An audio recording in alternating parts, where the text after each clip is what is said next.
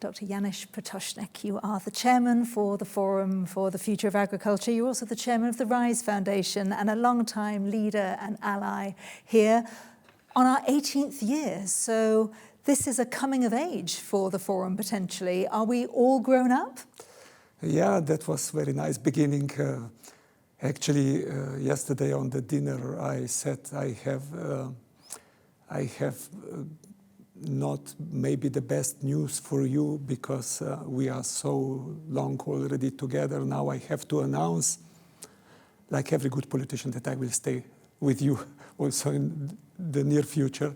So yeah, we have traveled quite a lot together, and I sincerely hope that if we haven't contributed to some changes in reality, that at least this is, you know, it's a unique place which is not really a bubble, because you talk to people who are aligned as well as to the people who have different interests.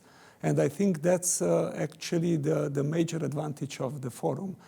Is that the thing you enjoy the most? Because you can have siloed and polarized views, and here you're not necessarily preaching to the choir. It's not an echo chamber. Exactly. It's a kind of a privilege, even if, of course, we are human. We are always happy if we get a very positive reply and if we are praised and so on. But the impact is actually exactly in speaking to those who think from various kind of reasons a bit differently, and to have a kind of open debate and exchange the views on the things which are terrible sometimes. How far are we shifting the dial, though? I mean, you said at the start of the Forum, you know, you just need to be on repeat sometimes. Yes. So themes that still exist, they're a thread that go through. And they haven't changed that much. You know, maybe the situation this year it's even worse than it was the years before, because of the complexity of the world in which we are, and also because of the uncertainty in which we are. We have, I would not dare to say that we were in such situation before, but I think what is really important in those days where the debate immediately goes to the immediate threats, more to this survival approach, that we keep a track on what really matters in a bit longer term, when things normally get better and more normal. And I think to keep and nurture the community of those who believe that changing the direction is important and necessary, and maybe the times today are not the best that this could materialize, but the times change, you know. And you just, as you said, you need to repeat and be patient. Do shocks to the system strengthen or dilute the green agenda, in your view? Currently, they dilute the green agenda. And, you know, green agenda is sometimes an easy victim. So sometimes people are easily saying that it's due to the green agenda we are not competitive in Europe. This is quite a sentence which is commonly used and also heard. But if we are a bit honest to ourselves, our real fragility and structural problems which we have in Europe go decades back. And we were simply ignoring some of the facts that Europe is very fragile due to the fact that we are energy importers, that we are material importers, that we were somehow lacking, that we are lacking some kind of strong presence in some of technological platforms which are today the leading in the world. We have been a bit too much confident in our knowledge capacity, engineering, which was history of European Union, and we were simply not obviously investing enough also in innovation science. And you know, with years, and then the moment arrived when the situation it's not. So we are a kind of continent which can function really well when the situation is stable, when the outside growth it's there, when actually the international community is open-minded for cooperation, that's actually very close to Europe. When it's the situation, it's like it is today, we have a problem. But we have, as I said, structural problem.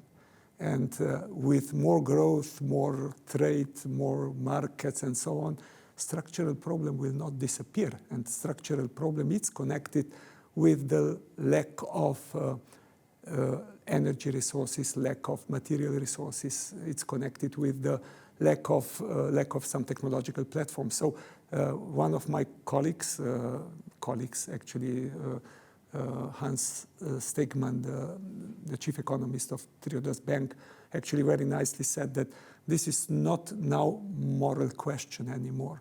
It's actually the question of maturity of our policy understanding and strategic orientation, which we need to take. Wanting rapid change is always a theme. Fragility, as you said, is always a theme. Complication is often a theme. And a theme this year would be the redefining or the input that AI can give us. The title of our forum this year is Rebooting. It's a bit of a, is it a computer glitch? Is it something that the tech can solve? But this is a new theme that we're introducing. I know it's been around, but we're highlighting it today. Why is that so important? Why it's important, I think we all know, because in the last year where all of us are starting to use AI, we are all astonished but with what AI could deliver. So if I'm honest with you, I'm a bit afraid of AI because it could truly deliver a lot of good, but as long as we function in a world where the profits are actually those dominating our behavior and also preventing us to somehow regulate and I would say live in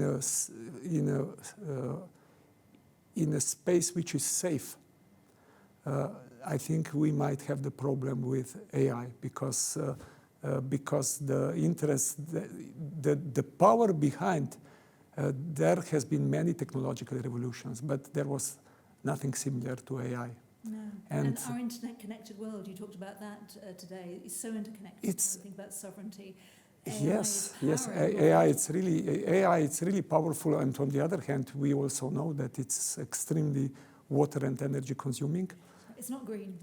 It's not. It could. So there is also always a question. You know, on one hand you get a lot. On the other hand, of course, it has its own consequences.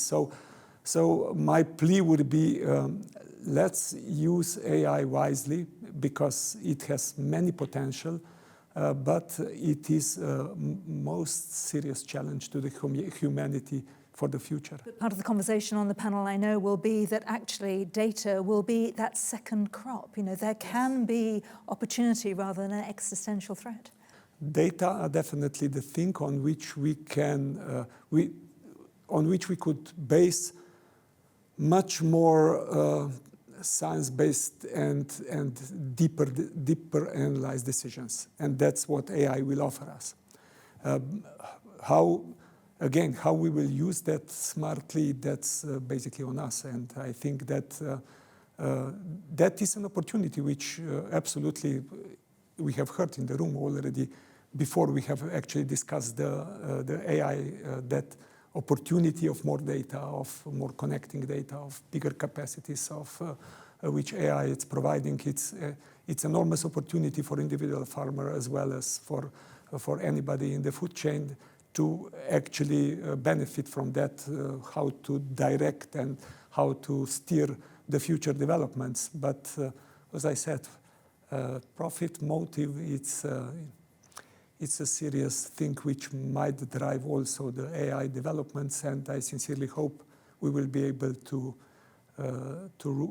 root it into more calm, not troubled waters. Well, of course, and we do too. I mean, Janez, thank you so much for talking to us. I know you used a lot of philosophers to kind of just signal the way for us. You said that if we learn anything from history, it's that we learn nothing from history. You know, AI is changing the world we live in a lot, but maybe you take the Gramsci philosopher as well, who said pessimism of the intellect, but optimism of the will. We still have a will to make things better at the Forum, right? If you want, I will also finish with a quote of Slovenian philosopher Žižek, which is also on optimism and pessimism. He is basically saying in that way that he is a kind of split personality. Of course, if you look to the world in which we are today, you should be the pessimist. But exactly the times in which we are the times when the change can happen, which gives him a reason for optimism. And Janez, what is next for the Forum? Yeah, we are meeting now here in Brussels, but this is not the end of the Forum. We have also this year 2 regional forums, and the next one is on the 2nd of June in Dublin. And I would like wholeheartedly to invite everybody who is participating today or not, may be absent, that they would join us again in Dublin. I will repeat, 2nd of June. Thank you so much. We look forward to seeing you there. Thank you.